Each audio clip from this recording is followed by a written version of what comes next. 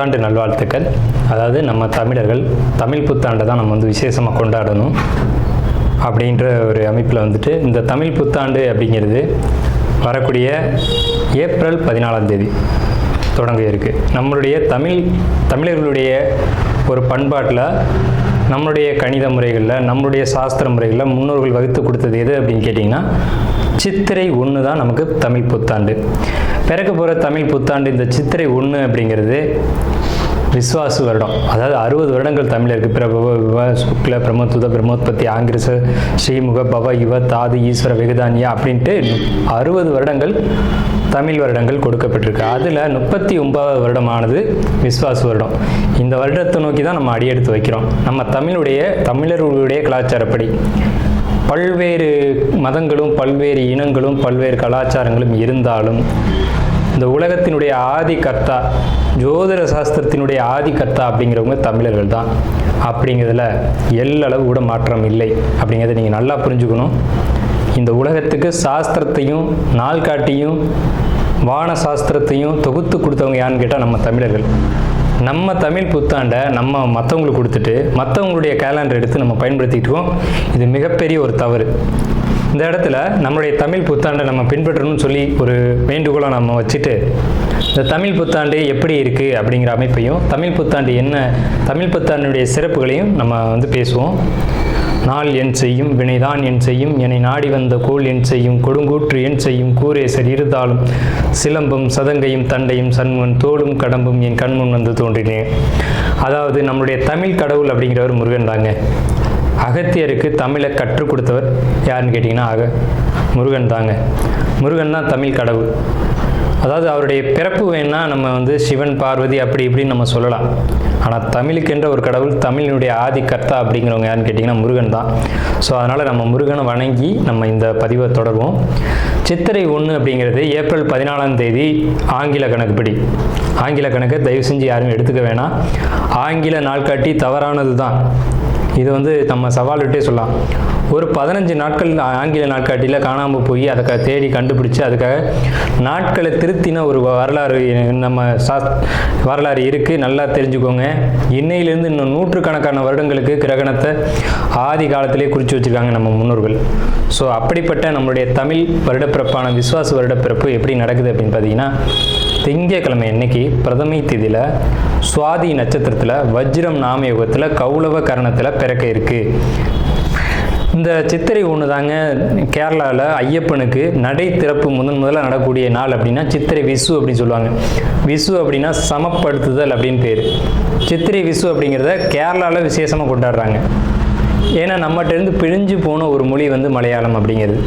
சரி, விஸ்வாசு வருடத்துக்கு நம்ம முன்னோர்கள் என்ன விளக்கம் கொடுத்துருக்காங்க அப்படின்னா, விஸ்வாசு அப்படின்ற சொல் வந்துட்டு நேர்மை, நீதி, செல்வம் அப்படின்னு உயர்ந்த ஒரு அர்த்தத்தை வச்சுருக்காங்க.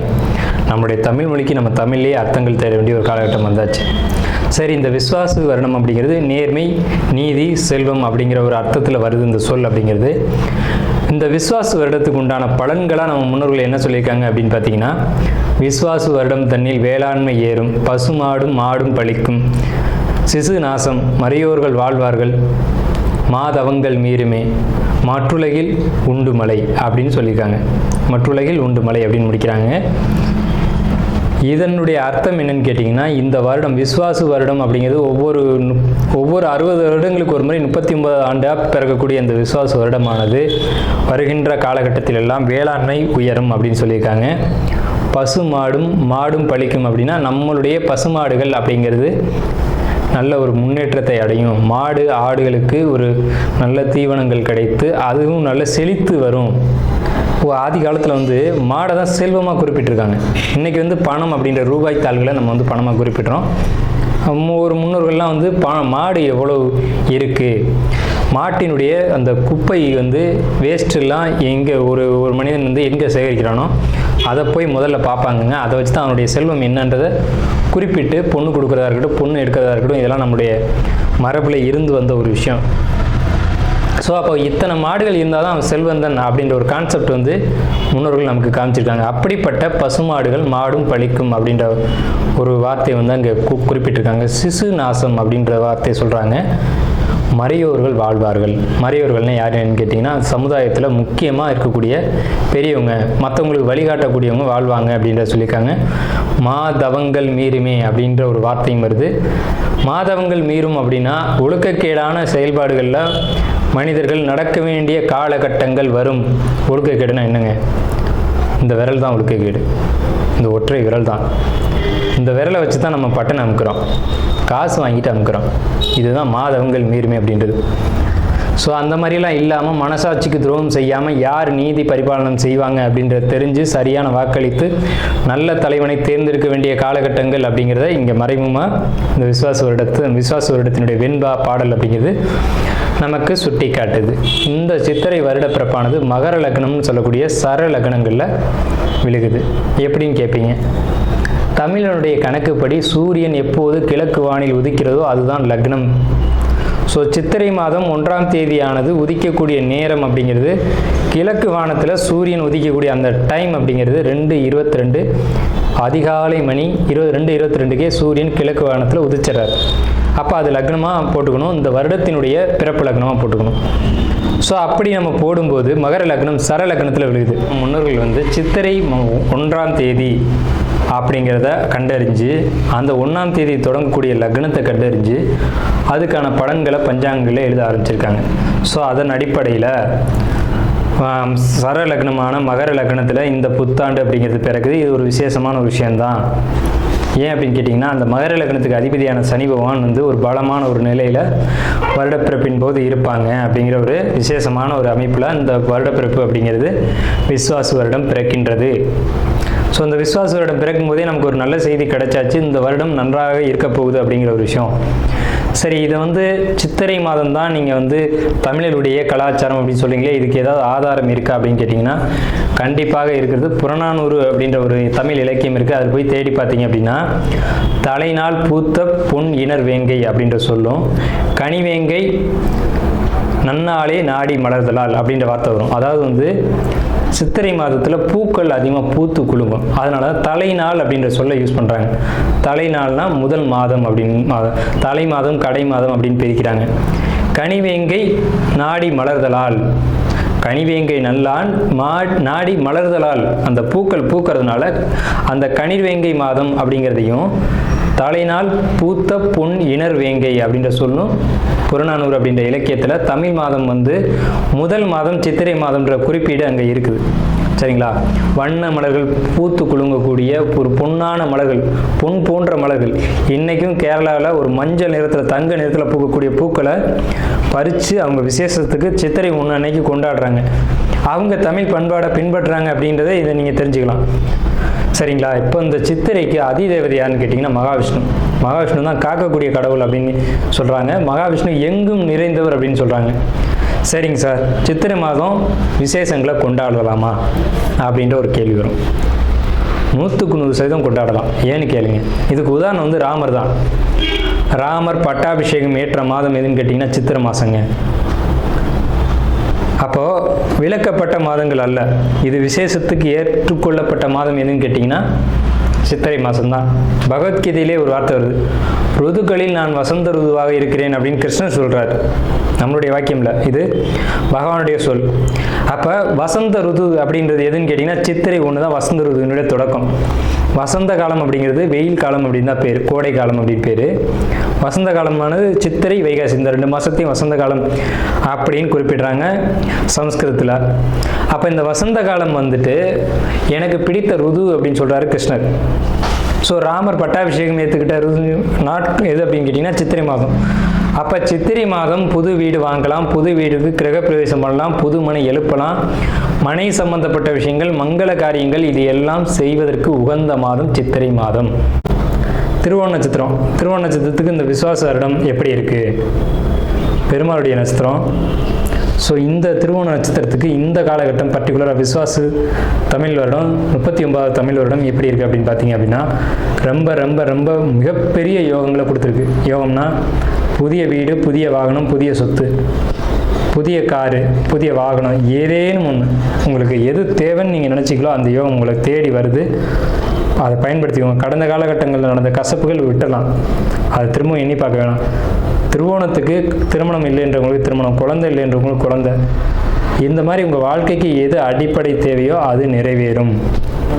ஸோ அப்படிப்பட்ட யோகமான காலகட்டம், நல்ல வசந்தமான வாழ்க்கை உங்களுக்கு காத்துக்கிட்டு இருக்கு. தொந்தரவுகள் இல்லை, எதிரிகள் பிரச்சனைகள் வராமல் பார்த்துக்கோங்க. ஒரு பிரச்சனை வர மாதிரி தான் அந்த இடத்துல வந்து விளைக்கோங்க. இந்த மகர ராசி இது 10வது ராசி. இந்த மகர ராசிக்காரங்களுடைய கேரக்டர் எப்படி இருக்கும் அப்படின்னு கேட்டிங்கன்னா, உங்களுடைய கேரக்டரு முதலை, நீர்லை வாழும் நிலத்திலை வாழும், எங்கே போட்டாலும் வாழக்கூடிய ஒரு தன்மை அப்படிங்கிறது இயற்கையிலே உண்டு. தொழில் போராட்டங்கள், தொழிலில் ஜெயிக்கக்கூடிய ஒரு அமைப்பு அப்படிங்கிறதெல்லாம் மகரத்துக்கு ரொம்ப ஈஸியான விஷயம். ஆனால் உழைப்பு அப்படிங்கிறத பொறுத்த வரைக்கும் தனக்கானதாக மட்டும் இருக்கின்ற சுயநலம் மகர ராசிக்கு எப்போவுமே உண்டு. அடுத்தவங்களுக்காக உழைக்காது. வேலை செய்யுது அப்படின்னா பொறுமையாக இருக்கும், தன்னுடைய தொழில் அப்படின்னா ஆர்ப்பாட்டமாக செய்யும். ஸோ இப்படிப்பட்ட ஒரு தன்மை. அதே மாதிரி ஒரு வேலையை பொறுமையாக நிதானமாக டப்புன்னு அடிக்கக்கூடிய ஒரு தன்மை அப்படிங்கிறதுலாம் மகரத்திட்ட அதிகமாக உண்டு. பொறுமையாக இருக்க வேண்டிய இடத்துல பொறுமையாக இருக்கும், வேகமாக இருக்க வேண்டிய இடத்துல வேகமாக இருக்கும். கரெக்டாக டைமிங்கில் செய்யக்கூடிய விஷயம் அப்படிங்கிறது மகரத்திட்ட உண்டு. உட்கார்ந்த இடத்துல இருந்து எல்லார்ட்டையும் எல்லா காரியத்தையும் சாதிக்கக்கூடிய ஒரு தன்மை அப்படிங்கிறது மகரமான உங்களுக்கு இயல்பாகவே உண்டு. ஸோ உங்களுடைய குணம் அப்படின்றத பொறுத்த வரைக்கும் ரொம்ப நல்ல குணம் அல்லது ரொம்ப மோசமான குணம் அப்படின்லாம் சொல்ல முடியாது. நியூட்ரலான ஒரு குணம், தனக்கு பட்டது தான் நியாயம் அப்படின்னு செய்யக்கூடிய ஒரு தன்மைகள் அப்படிங்கிறது உங்களுக்கு இயல்பாகவே இருக்கும். உங்களுடைய ராசிக்கு இந்த விஸ்வாச ஆண்டு எப்படி இருக்கும் அப்படின்ற பேச்சு பலன் தான் நம்ம பார்க்குறோம். விஸ்வாச வருடம் அப்படிங்கிறது 60 வருடங்களில் 39வது வருடம். தமிழ் வருடங்கள் மொத்தம் 60 வருடங்கள் இருக்குது. பிரபவ, விபவ, சுக்ல, பிரம்மோத்வத, பிரம்மோத்பத்தி, ஆங்கிரிஷ, ஸ்ரீமுக, பவ, யுவ, தாது, ஈஸ்வர, விகதான்யா அப்படி சொல்லி இந்த வரிசையில் 39வது வருஷமாக வரக்கூடியது அப்படிங்கிறது விஸ்வாச வருடம். இந்த விஸ்வாச வருடத்துக்கு என்ன சொல்லியிருக்காங்க அப்படின்னா, நம்ம முன்னோர்கள் சொல்லும்போது, விஸ்வாச வருடம் தண்ணீர் வேளாண்மை ஏறும், பசுமாடும் மாடும் பலிக்கும், சிசு நாசம் மறையோர்கள் வாழ்வார்கள், மாதவங்கள் மீறுமே, மற்றுலகில் உண்டு மலை அப்படின்னு சொல்லியிருக்காங்க. அதாவது இந்த விஸ்வாச வருடத்தில் வேளாண்மையும் பசுமாடுகளும் நல்லபடியாக செழித்து வளரும் அப்படின்றத சொல்லியிருக்காங்க. இந்த 60 வருடங்களில் சொல்லாத சிறப்பை வந்து இந்த விஸ்வாச வருடத்துக்கு தான் சொல்லியிருக்காங்க. அப்படின்னா சார் 12 ராசிக்குமே நல்ல பலன்கள் தானே இருக்குது அப்படின்னு நீங்கள் கேட்கலாம். ஆனால் கடந்த காலகட்டங்களை பொறுத்த வரைக்கும் நீங்கள் பட்ட கஷ்டங்கள், துன்பங்கள் இதெல்லாம் பார்க்கும்போது உங்களுக்கு குறிப்பிட்டு சொல்ல வேண்டிய விஷயங்கள் அப்படிங்கிறது நிறைய இருக்குது. ஸோ அந்த அடிப்படையில் நம்ம பலன்கள் எடுக்கும்போது உங்களுக்கு ராசி வந்து மகர ராசி, ராசிக்கு 2ஆம் இடத்து ராகு, ராசிக்கு 3ஆம் இடத்து சனி, ராசிக்கு 6ஆம் இடத்து குரு பகவான், ராசிக்கு 8ஆம் இடத்து கேது. இது என்ன சார் பண்ண போகுது? நம்ம அந்த கிரகத்தோட பார்வை இதெல்லாம் வேணாம், பலன் என்ன அப்படிங்கிறதுக்குள்ளே மட்டும் நம்ம போவோம். கடந்த காலகட்டங்கள் அப்படின்றது ரொம்ப கசப்பான காலகட்டங்கள். இப்போ தான் உங்களுக்கு வந்து சனி பகவானுடைய ஆதிக்கம் அப்படிங்கிறது முழுமையாக குறையுது. எப்போன்னு கேட்டிங்கன்னா, இந்த ஆண்டு சித்திரை 1 தான் அது வந்து உங்களுக்கு முழுமையான ஒரு சனி பிடியிலேருந்து வெளியில் வர்றீங்க. உங்களுடைய சுய ஜாதகம் வேறு, இந்த சனி பயிற்சி அப்படிங்கிறதுலாம் வேறு, ராகுகேது பயிற்சின்றதுலாம் வேறு, குரு பயிற்சின்றது வேறு. இருந்தாலும் உங்களுக்கு இந்த காலகட்டம் அப்படிங்கிறது பொற்காலம்தான். எந்த வகையில் அப்படின்னு கேட்டிங்கன்னா, உங்களுக்கு 2ஆம் இடத்து ராகு, 2ஆம் இடம் அப்படிங்கிறது தனவரவை சொல்லக்கூடிய இடம். அங்கே ராகு நின்று பிரம்மாண்டப்படுத்துகிறார் பொருளாதாரத்தை. வரக்கூடிய பணத்தை பல மடங்காக பெருக்கி கொடுக்கக்கூடிய ஒரு அமைப்பு அப்படிங்கிறது, தொழில் வேலை சார்ந்த விஷயங்களில் வெற்றி அப்படிங்கிறது இந்த ராகுவான்னு சொல்லக்கூடிய உண்மை. உங்களுக்கு ஒரு முயற்சி அப்படிங்கிறது எந்த ஒரு முயற்சியாக இருந்தாலும் 2 முறை செய்யணும், 2வது இடத்துல தான் வெற்றி அடையணும் அப்படிங்கிற அமைப்பு இந்த காலகட்டத்தில். முயற்சிகள் எடுக்கும்போது கொஞ்சம் சோர்வாக இருப்பீங்க, தாமதப்படுவீங்க அப்படிங்கிற ஒரு அமைப்பு இருக்குது. வெளியூர் வெளிநாடு பயணங்கள் பல வருஷமாக தடையாகிட்டு இருந்திருக்கும். இந்த ஆண்டு போகக்கூடிய அமைப்பு அப்படிங்கிறது ஒரு வாய்ப்புகள் கிடைக்கும், பயன்படுத்திக்கோங்க. அதுலேயும் தடைகளும் தாமதங்களும் ஏற்பட்டு பின்னர் தான் போவீங்க. சரிங்க சார், இந்த குரு பகவான் என்ற நிலை உங்கள் ஜாதகத்தில் சரியான ஒரு அமைப்பில் இல்லை. தேவையில்லாத வம்பு வழக்குகளை நீங்கள் சம்பாதித்து கொள்ள வேண்டிய நேரம். அப்போ எப்படி சார் இருக்கணும்? தான் உண்டு, தான் வேலை உண்டுன்னு அமைதியாக ஒதுங்கி போகணும். மற்றவங்களால் உங்களுக்கு தொந்தரவுகள் வரக்கூடிய நேரம் இல்லை. நான் மல்லு கட்டுவேன், என் பக்கம் நியாயம் இருக்குது, அந்த பேச்சே பேசக்கூடாது. அப்படி பேசுனீங்க அப்படின்னா சில பாதிப்புகளை நீங்கள் சந்திக்க வேண்டி வரும். அப்போ இந்த காலகட்டத்துக்கு ஏற்ற மாதிரி நீங்கள் உங்களுடைய வாழ்க்கையை கடந்து போயிட்டுருக்கணும். 6ல் குரு ஊரில் பகை, 6ல் குரு வேருடன் பகை அப்படின்லாம் பழமொழி இருக்குது. ஸோ அந்த கான்செப்ட் வந்து ஒரு பாதிப்பான ஒரு விஷயம். 6ல் குரு இருக்கும்போது அமைதியாக எந்த ஒரு வம்பு வழக்கு இல்லாமல் இந்த விசுவாச இடத்தை நீங்கள் கடந்து போயிருக்கணும். அடுத்து 8ல் கேது. 8ல் கேது அப்படின்னா ஒரு மனசு வந்து ஒரு குழப்பமான நிலையிலே இருக்கும். மனசுக்குள்ளே என்னன்னே தெரியாமல் ஒரு கவலைகள் உருண்டுக்கிட்டே இருக்கும். இந்த 8ல் கேது அப்படிங்கிறது ஆன்மீக பயணங்களுக்கும் ஆன்மீகம் சம்மந்தப்பட்ட விஷயங்களுக்கும் ரொம்ப சிறப்பாக இருக்கும். உங்களுக்கு தந்தை வழி உறவுகளை பொறுத்த வரைக்கும் ரொம்ப சிறப்பாக இருக்கும். தொழில் ஆதாயங்கள் ரொம்ப பிரம்மாண்டமாக இருக்கும். ஆல்ரெடி சொல்லிவிட்டு வருமானத்துக்கு பிரச்சனை இல்லைன்னா, வருமானத்துக்கு பிரச்சனைனா தொழில் பண்ண தானே வருமானம் வரும். தொழில் பெரிய அளவில் பண்ணக்கூடிய காலகட்டம் இதுதான். தொழிலை விரிவுபடுத்தக்கூடியது, தொழிலை பிரம்மாண்டப்படுத்தக்கூடிய காலகட்டம், தொழிலில் புதிய முயற்சிகள் செய்யக்கூடிய காலகட்டம். அதுக்கான தன வரவுகளும் அதுக்கான ஆதாயங்களும் இந்த காலகட்டத்தில் உங்களுக்கு கிடைக்கும். அதை பயன்படுத்தி வெற்றி அடைங்க அப்படிங்கிறத நம்ம சொல்கிறோம். 8ஆம் இடத்துக்கு எது என்ன செய்யும் அப்படின்னு நம்ம பார்க்கணுமா இல்லையா? 8ஆம் இடத்துக்கு எது வயிறு சம்பந்தப்பட்ட பாதிப்புகளை பெண்களுக்கு அதிகபட்சம் கொடுக்கும், ஆண்களுக்கும் இந்த பாதிப்புகளை ஏற்படுத்தும். குழந்தைக்குன்னு இயங்கிட்டு இருக்கக்கூடியவங்களுக்கு குழந்தைகள் தடை தாமதங்களை ஏற்படுத்தக்கூடிய காலகட்டம். அப்போ விஸ்வாச வருடத்தில் குழந்தை இல்லையா அப்படின்னு நீங்கள் கேட்டிங்கன்னா கண்டிப்பாக குழந்தை இருக்குது. இந்த விஸ்வாச வருடத்தினுடைய மத்தியம காலகட்டம்னு சொல்லக்கூடியது எதுன்னு கேட்டிங்கன்னா உங்களுக்கு புரட்டாசி, ஐப்பசி, கார்த்திகை இந்த மாதங்களில் கிடைக்கும். ஒன்று புரட்டாசிலேயோ அல்லது ஐப்பசிலேயோ கார்த்திகையிலேயோ மார்கழிக்குள்ளே கிடச்சிருக்கும் குழந்தை அமைப்பு. அப்படின்றத பொறுத்த வரைக்கும் எந்த மகர ராசிக்கு இடைப்பட்ட காலத்தில் குழந்தை அமைப்பு அப்படிங்கலாம் கிடைக்குது. முதல் குழந்தை உங்களுக்கு வந்து இந்த ஆண்டில் விஸ்வாச வருடத்தில் பிறக்குது அப்படின்னா உங்களுக்கு குழந்தைக்கான அமைப்பு அப்படிங்கிறது முதல் குழந்தை பெண் குழந்தையாக இருக்கும், அடுத்த ஆண் குழந்தையாக பிறக்கும் அப்படிங்கிற ஒரு கான்செப்ட் வந்து இருக்குது. ஸோ இந்த வகையில் பார்க்கும்போது உங்களுக்குள்ள ஒரு தேவையில்லாத மன அழுத்தங்கள் இருக்குது. அது தேவையற்றது, அதை ஒதுக்கி வச்சுருங்க. நல்ல ஒரு சந்தோஷமான மனநிலைக்குள்ளே வாங்க. உங்களுக்கு வாழ்க்கை வந்து ஒரு பிரகாசமான ஒரு நிலையை நோக்கி வந்தாச்சு. கணவன் மனைவி உறவை பொறுத்த வரைக்கும் கொஞ்சம் எப்போவுமே மகரத்துக்கு அந்த ஒரு அமைப்பு அப்படிங்கிறது விட்டு கொடுத்து போகணும் அப்படின்ற ஒரு தன்மை தான். விட்டு கொடுத்து போங்க, எல்லாமே சிறப்பாக இருக்கும். யார் சம்பாதித்தாலும் யார் கை மேலோங்கி இருந்தாலும் மகரம் அடிபணிந்து போகிறது தான் நல்லது. ஆனால் மகரம் அடிபணிந்து போகாது அப்படிங்கிறது தான் இங்கே ஒரு சிரமமான விஷயம். ஸோ விட்டு கொடுத்து போங்க, எல்லாமே சிறப்பாக இருக்கும். உங்களுக்கு இந்த பகை அப்படின்ற ஒரு விஷயம் மட்டும் ரொம்ப எச்சரிக்கையாக இருங்க. பகை ஏற்படாமல் பார்த்துக்கோங்க. பகை வரும்போது விலகி இருங்கள், அந்த இடத்துல இருக்காதீங்க. ஒரு பிரச்சனை வருதுன்னு தெரிஞ்சு அந்த இடத்த விட்டு ஒதுங்கிடுங்க.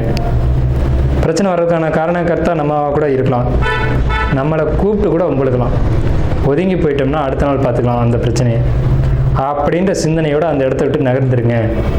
ஒரு வம்பு வழக்குக்குள்ளே போய் சிக்கிறாதீங்க. அடியன் வந்து ரொம்ப பணிவோடு இதாக ஒரு விஷயத்த மட்டும் நான் உங்கள்கிட்ட கேட்டுக்கிறேன், சரிங்களா? இந்த குருவை பார்த்து தான் நான் பயப்படுறேன்.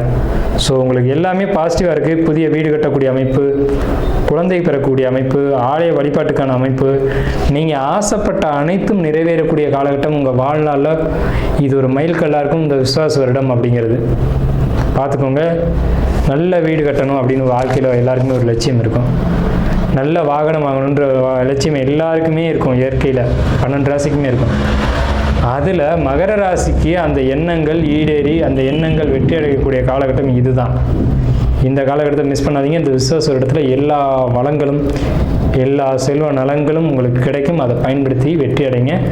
பகை வராமல் மட்டும் பார்த்து கொள்ளுங்கள். அடியேன் மீண்டும் கேட்டுக்கிறேன்.